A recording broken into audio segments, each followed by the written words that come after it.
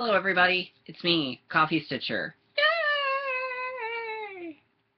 That was my Kermit the Frog impression.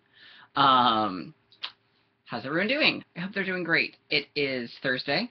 My store had its re-grand opening yesterday, so hopefully this means some of the stress load will take off of me.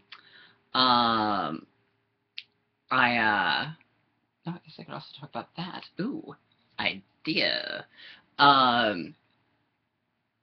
So yes, so today I went through and I figured out what my active WIPs are. I've got a WIP update. So it would have been a finish if Monday and Tuesday I hadn't been so ridiculously tired and punchy after work that I had actually been able to stitch more than like 5 stitches. So we have an almost finish. I'm sure by next week there will be a finish. I know, I'm just whipping them out left and right now. It's like, hey, I'm single, so I don't have obligations. I can stitch! Boy, have I missed it.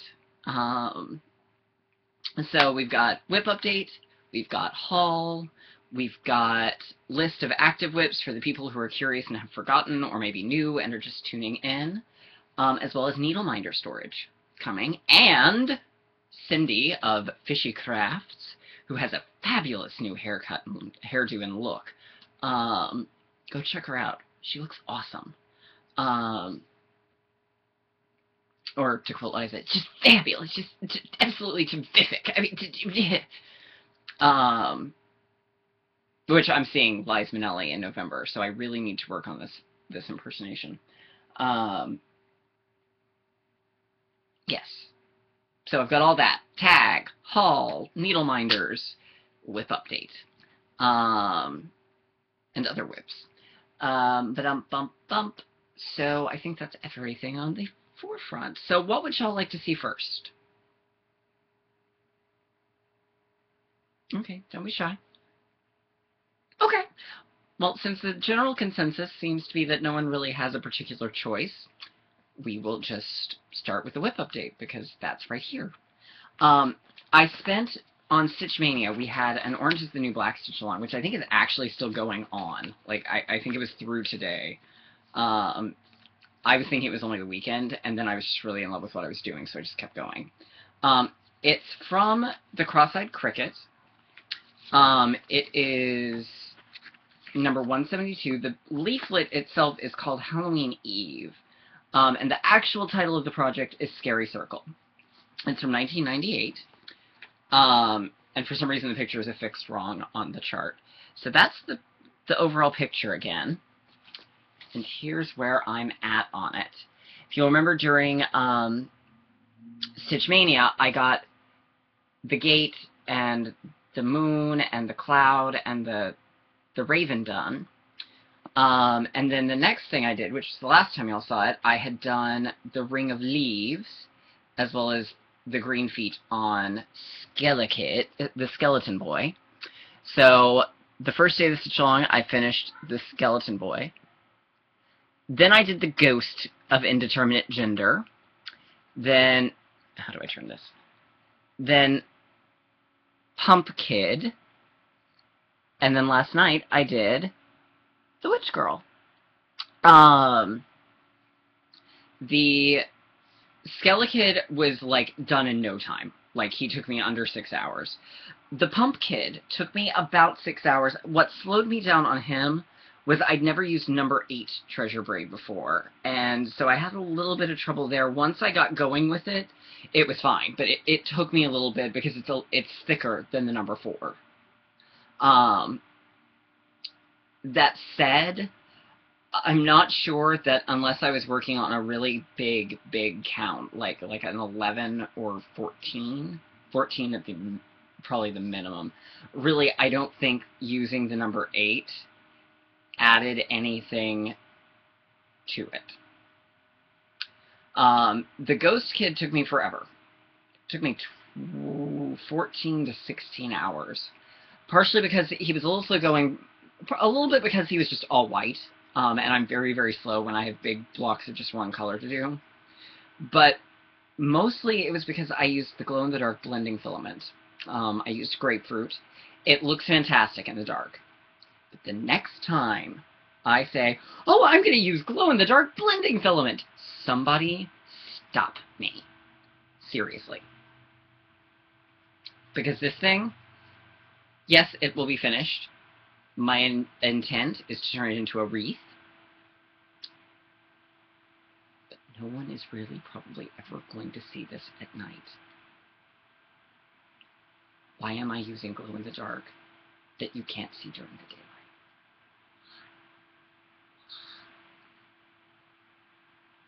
So, yes. But I do think the Ghost of Indeterminate Gender is cute. And I liked it because you can see the polka dots through it. It reminds me of, in The Great Pumpkin, Charlie Brown, when Charlie Brown has trouble with the scissors when he's making his costume, and so he has all the holes all over him. Because that's my favorite Halloween special. So I love that it sort of has that look. I may go back and redo the broom bristles. Now that I'm looking at it in daylight and not at night, it actually doesn't look. It actually looks better than I thought it did. I'm just not sure the bristles are dark enough. I'm kind of going back and forth on it. I may not. It will depend on my mood. So I've got the lion next, and then the clown, and then the vampire, and then I'm done. So I think I'm just going to keep working on it because I am so close to the finish. I'm just going to keep working on it. Which I guess is sort of a good segue into the rest of the WIPs.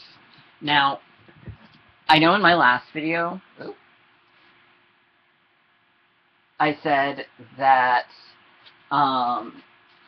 there were going to be no more, I'm going to just talk off camera, I hope that's okay with everybody, that there were going to be no more new starts until I finish some stuff. And I'm trying to stick with that. However, there are two small exceptions. One of which is a stitch-along that I joined that's actually going to start on July 1st. So I'm committed to that now. But because I'll have 2 finishes by the 1st of July, that isn't so bad. Because I'll be replacing 7 active WIPs. I've got 7. So 1 will be gone, so I'll just be replacing 1. And then I'm going to start my chatelaine in August. So that will give me another start, but I think between now and then I can at least get 1 more thing finished. So it'll just be another replacement. I'm really trying to weed down to only about 4 actual WIPs. We'll see how successful with this I am. So, I've got my Alice in Wonderland from Soda Stitch that I'm working on. I think that's probably going to be my next finish. Because it really and truly, you can get, once you get going on it, they just sort of come together. I've got Paradise Lost, which is actually technically in the inactive WIPs, but I do have it. But I want to go back to it. I feel like once, I have to get the one color I'm missing, and I think then I'll probably really pop into the groove on it.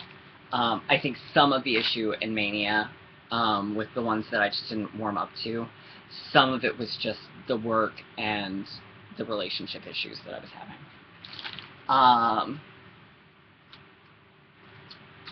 I've got In the Fairy Tales book, which hasn't been worked on in a while. I need to get back to it. But I still have to order from Liz this really pretty black fabric that I saw, or black cloth that she's got, for the witch in Snow White, or the White Hag. So, but here's where it currently resides. I don't know if it has been shown lately.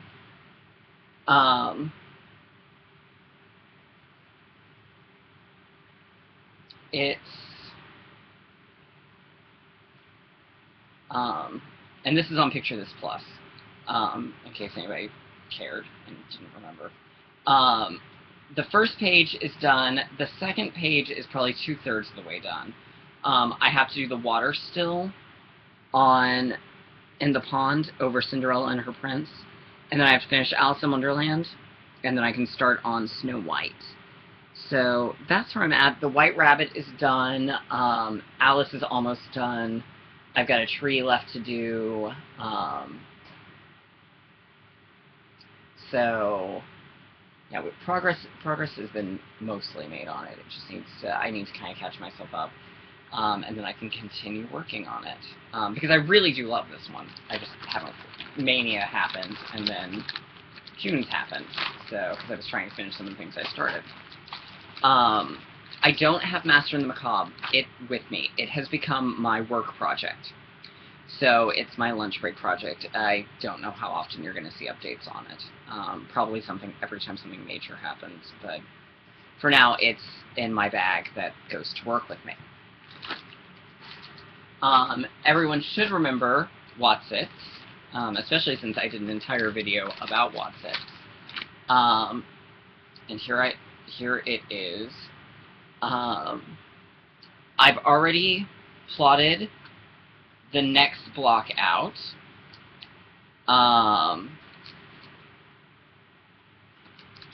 So the next block is already plotted.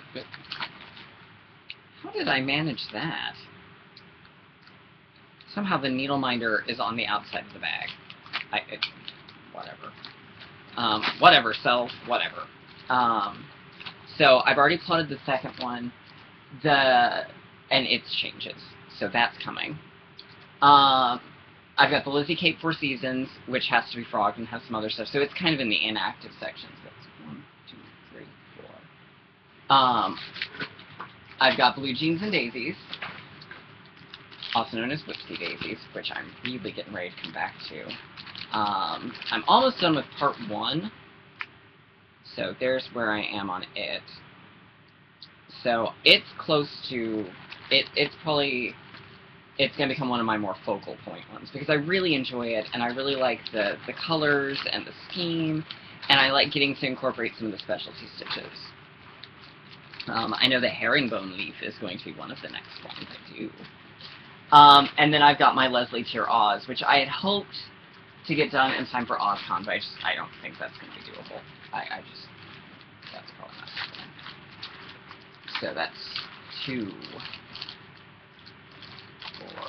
So those are the ones that I currently have that are what I'm classifying as active. So obviously, and this one's still on its Q-snap. Oh, and Sea Flora. I have Sea Flora. Because I am determined that I will finish Sea Flora before October, because that's when the one I've renamed, it's called Raven Queen. It's the new Mirabilia. I'm calling it Queen of the Ravens. She looks like Regina Mills. She is Regina Mills. Forget the fact that I have one already named Regina. This one is Regina, and it is gorgeous, and I love it. So that's coming. So those are the whippy things that are going on. All right. So I guess the next thing is haul. All right. We're at 13 minutes 29 seconds. Does anybody need to stop and take a break? If you do, hit the pause button. If you don't, then just keep watching. All right. So, and this, we'll go ahead and do the needle minder storage, because that ties into... No, we'll skip that. We'll come back to that. Okay, so not a lot of haul. One of the things I did when I was going through my WIPs was I pulled out like the story time, and I pulled out some other things and figured out what I have in terms of fabric. And I actually have enough fabric for several different things. What I've decided to do with the remaining fabric from Storytime, a friend of mine, Cassie, is stitching this for something. And she was like, I'm doing this. I was like, I love that chart. I have to have that chart. And so I was like, who made it? And she was like, well, it's a company called For My Boys. And she sent me their information. The company is out of business. I can find anything of it. Fortunately, I found the pattern on eBay, because it is out of print. And it was like 12 bucks, including shipping. So it was a lot more than I really probably should have paid for it, because it's literally just a front and back. But it's called from a company called For My Boys.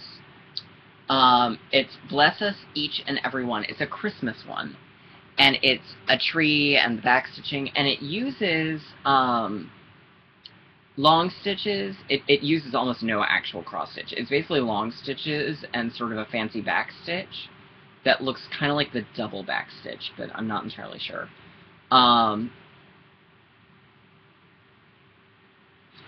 So I chose that because that looks like it's going to be a pretty quick stitch.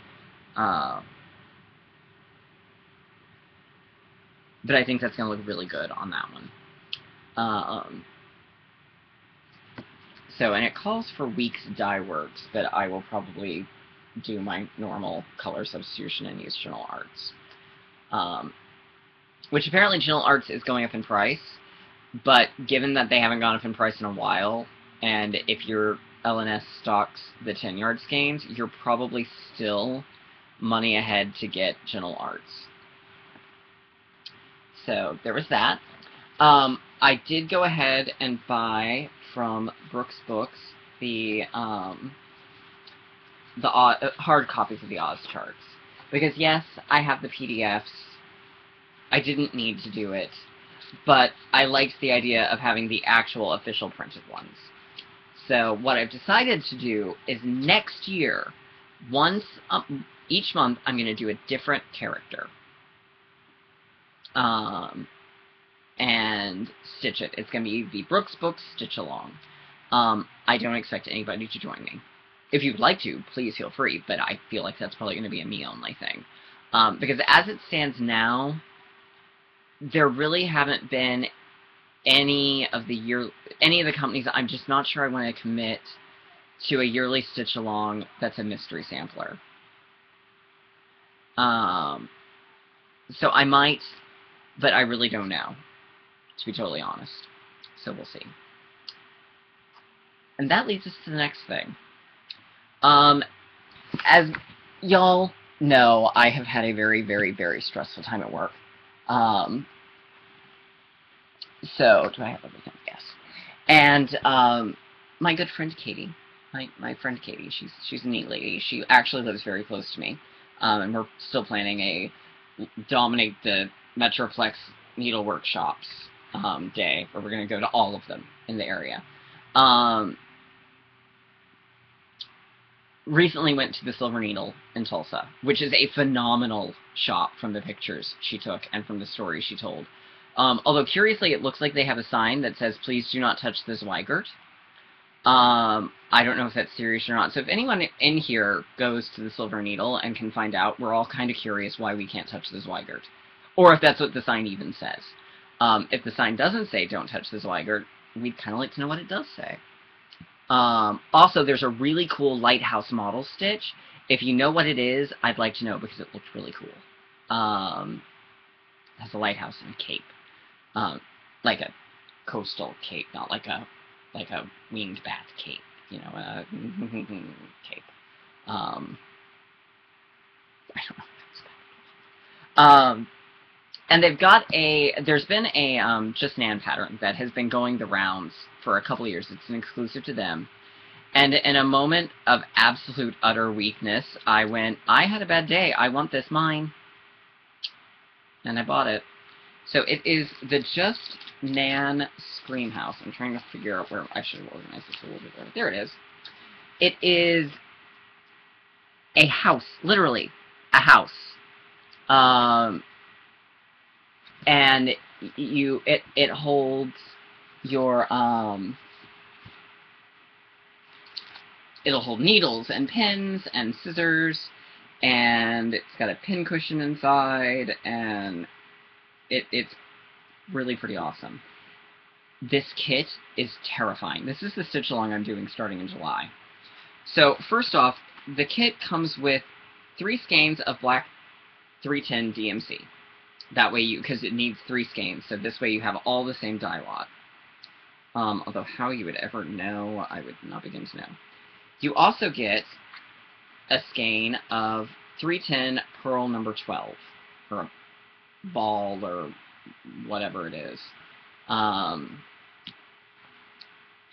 and they include all sorts of stuff. But they included three little individual Jelly Bellies. I already ate one because I really love the Tutti Frutti flavored ones. I think the yellow one is buttered popcorn. I'm not really sure. Actually, I'll just eat it on here and see. If it is, we're going to know pretty quick. Yeah, the buttered popcorn. So weird. So weird. I really wish I hadn't done this now. I'm so sorry that y'all had to see this. Okay.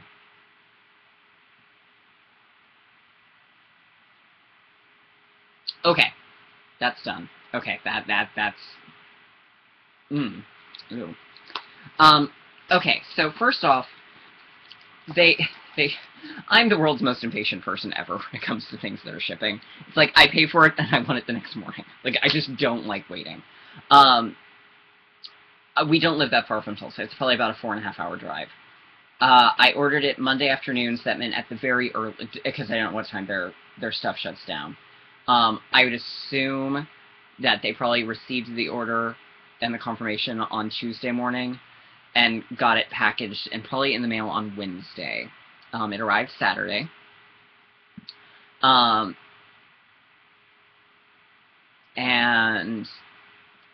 it's pretty impressive. So they include a little freebie from Hands On Design that says, "You bring peace to my heart." That's the finished design. I don't know how well you can see it. It's a really cute little pattern. I liked it. So now we get into the fun part.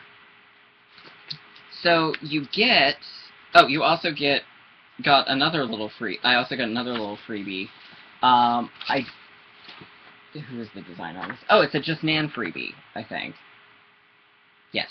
That says Poor Jack, and it's a jack-o'-lantern being attacked by spiders.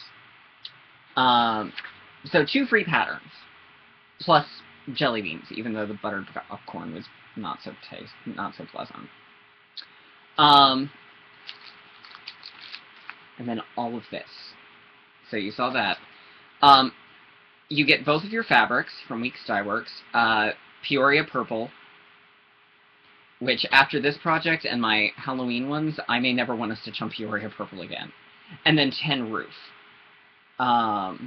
They did not come serged. That is probably the only complaint I have with the entire thing, is that they didn't serge the edges.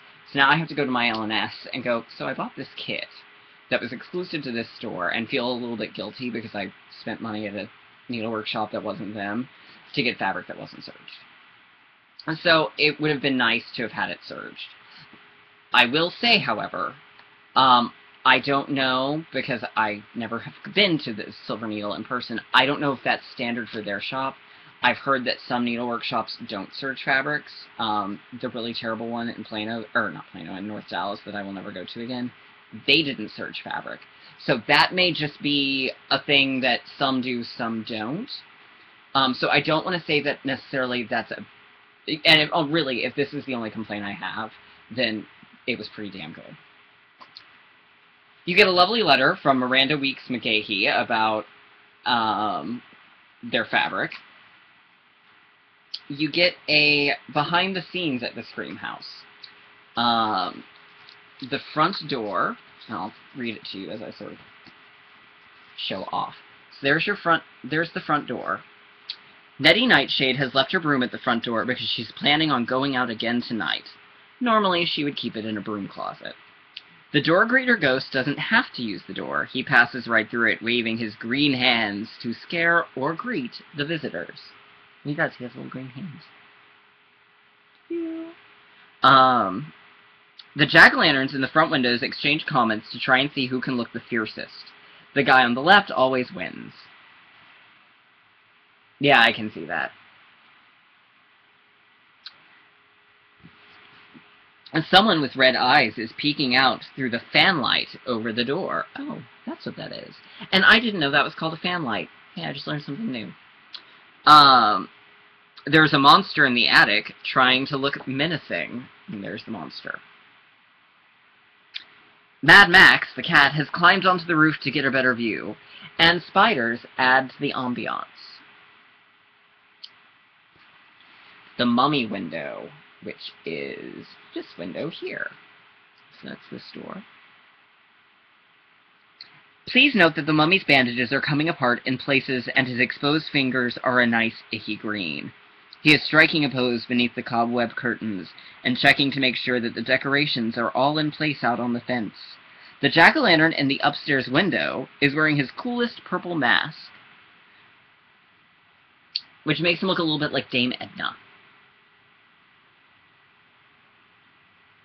And pointing to the mummy to make sure everyone sees him. The decorating ghosts have already hung star garlands on this side of the house. A crow has stopped by to watch. So there's the star garlands. And I'm not sure if that's a cat or a spider that's sitting on the porch. They're on the pike. I'm not really sure what that is. Okay, so then we have the skeleton window. Ooh, skeleton. There it is. The poor old skeleton was trying to strike a pose in his window when the swamp monster came sneaking up from behind and scared him to death. Again. The upstairs pumpkin always thinks this is a great trick. The upside-down bat is never impressed. The ghosts have just started decorating this side of the house. The giant wailing spider of Happy Hag Hollow is waiting on the roof to scare the ghosts. When he wails like a banshee, everyone scatters. And that's actually a little charm, is what the ghost is what the spider is. It's a little bitty charm. The spooky tree, which is here. Woo, spooky. The back of the house is pretty dark and creepy, and there are lots of scary sounds. The tree is very old, and the branches scratch eerily against the house. There seems to be another monster waiting to pounce from behind the tree, and we are not sure what is living in the tree. But it has big yellow eyes. Nettie's ancestor, Ida Mae Gone, initials I am gone.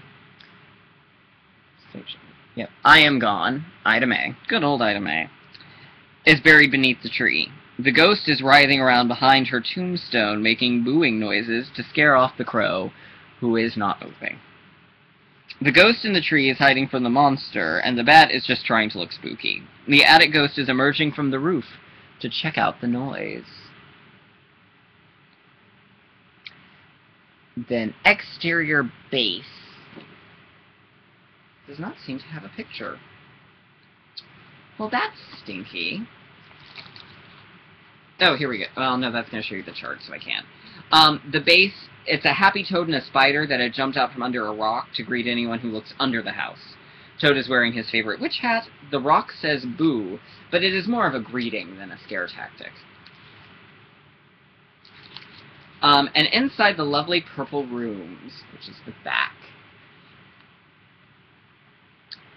she has just finished plumping the pumpkin cushions, and now Nettie is directing the decorating with her faithful cats at her side and her pet spider in her hand.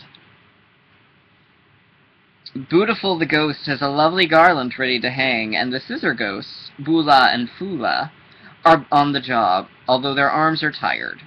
Pumpkins and gourds and friends are practicing their grins and grimaces on the shelves at the top of the room. So, that's the Scream House, and this is really a really cool kit. I am terrified of it because it's massive, though. Then you get a warning sheet that says, read this, important notes from the Architect and Zoning Commission of the Scream House, telling you to read all your instructions, including on placement. Now we get to the fun part. Then you've got two other packets. You've got the Scream House Stitch Guide. With the Stitch Guide comes your bead pack. The bead pack contains your spider charm, a charm on the top, mounting pins, and these little yellow and orange striped beads that are like striped like pumpkins, sort of. Then you've got your Stitch Guide, which has your layout graphs and your assembly guides. I mean, this thing is insane.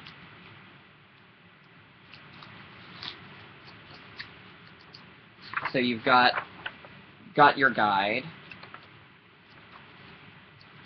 And if y'all are able to stitch it based off of that a little bit, well, then there was nothing I was going to be able to do. So you get that.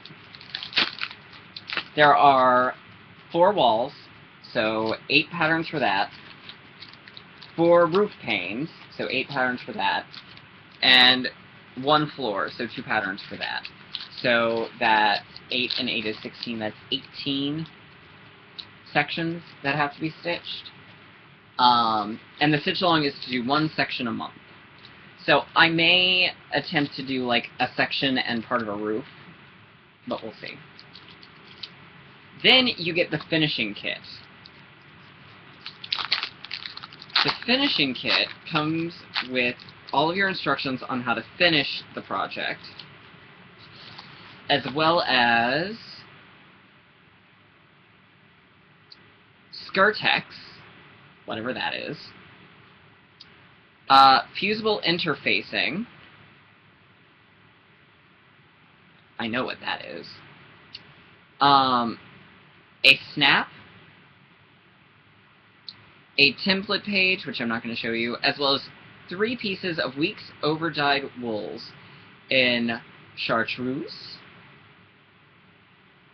pumpkin, and terracotta, with which to make your pumpkin pin cushion, and I think a few other things. So, yeah, it comes with all of that, and the finishing instructions are, I mean, it's a lot. It's a lot. So, that is the Scream House. Yeah, I'm insane. And I want the jelly bean that doesn't taste bad.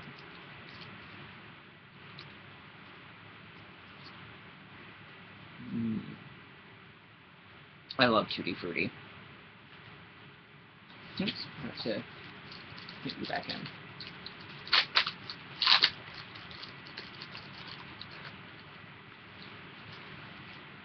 So in terms of specialty stitches, this one really doesn't have a lot. It's got blanket stitch, which isn't surprising. It uses a diagonal back stitch for the roof, a broom stitch, and then a couple of Smyrna crosses. So it's really not too heavy. It's mostly just straightforward cross stitch. And it uses, I think, 4 or 5 weeks. Yeah, it uses molasses, basil, charcoal, taffeta, and fire. So, and the rest is DMC. I will potentially just color convert to general arts, because again, I love my general arts. So, that brings us to the last bit of haul, which will segue into needle minder storage. So you can probably guess that they're needle minders. I had some fun with Gina. So I got 6 needle minders. I got 2 bejeweled ones and 4 resin ones. So first, I got this set, which is Cookie Monster, Kermit the Frog, and the absolutely fabulous Miss Piggy, that I can't wait to use. And then I got a resin, or sort of resin Ariel, as well as one of the 2 Dorothys she had, and Ursula. Because who doesn't love Ursula? Organic Granny asked me how I store my needle minders. So I'm going to show you. I obviously have to get bobbins to put on them, or put them on. But I have a pencil case that my oldest friend actually gave to me our senior year of high school, and I use it for extra needle storage, and there's a couple of skeins of floss, and some pens, and pencils, and apparently general arts savings things, and miscellaneous things that I just didn't have a good home for.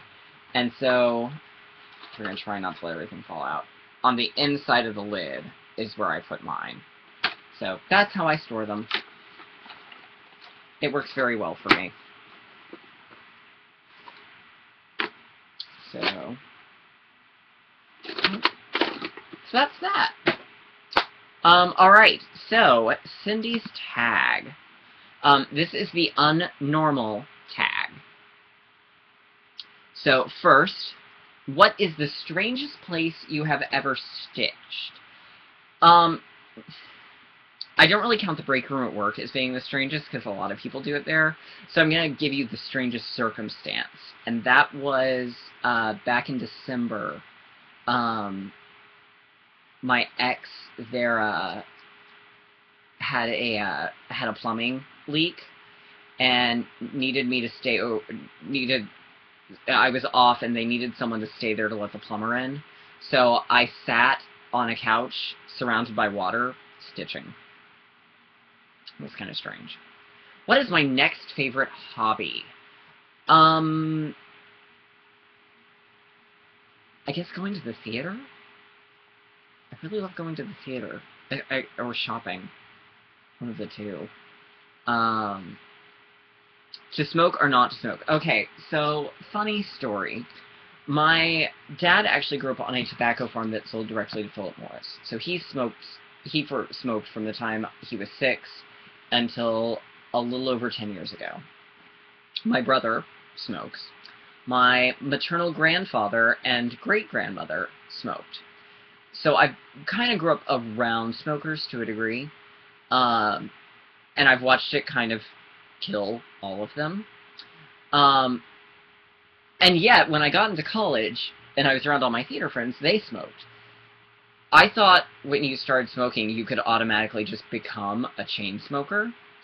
So I literally was a chain smoker for 3 days, and in that 3 days, I lost my ability to smell, taste, feel my tongue, sing high notes, and a strange color of green started to come out of me when I coughed.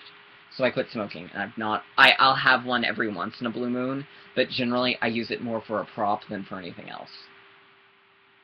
So there you go. I do not smoke, so I don't have to worry about smoking around my stuff. What is my favorite social media to share my stitching on? Primarily Facebook. I do have an Instagram account, obviously, and I do post pictures, but not terribly often. And I have a blog that really doesn't get updated much. Do you model stitch, or have you ever? I do not, and I don't think I would want to. I've found through trial and error when I try and do something because I'm told to, or if I try to monetize a hobby, I lose interest in it, and I don't want that to happen. So, no. However, I know my fabulous friend Kimmy has done some and even been published in a magazine. Because she's awesome. Wash or no wash? If it's DMC, yes, I'll wash it.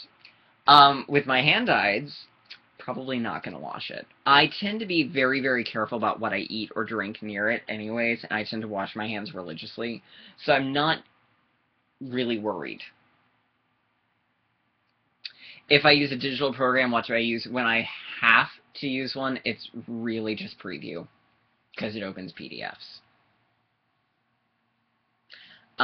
What do you do with your finished project? Well, currently I just put most of them in a bag. I'm going to learn how to finish some things. I know the Oz for the competition is going to be a flat fold. I think I'm going to do some ornaments. And then, like I said, I'm going to try and turn Halloween Eve into a wreath. Or, excuse me, Sari Circle into a wreath. So, yeah. So, there you have it. That's really all I've got for today.